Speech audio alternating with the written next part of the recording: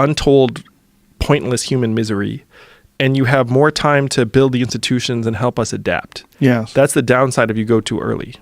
What's the downside if you go too late?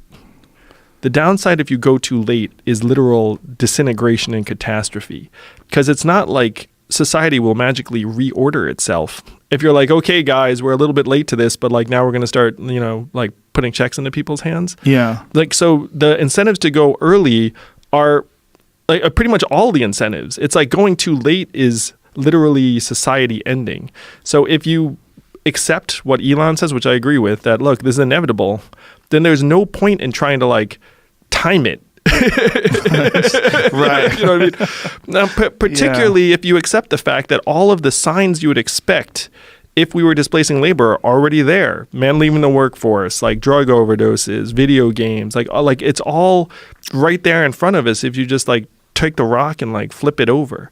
Yeah. And the thing I'm going to say, a friend of mine, Andy Stern, said is that our government is terrible at most things, but it is excellent at sending large numbers of checks to large numbers of people.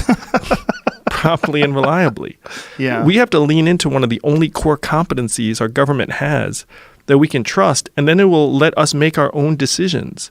Like, this is very much about human empowerment, and the alternative is too terrible to contemplate. Last question, because I guess no discussion of presidential policy and the possibility of someone like you running this country is how do you feel about international relations and the obvious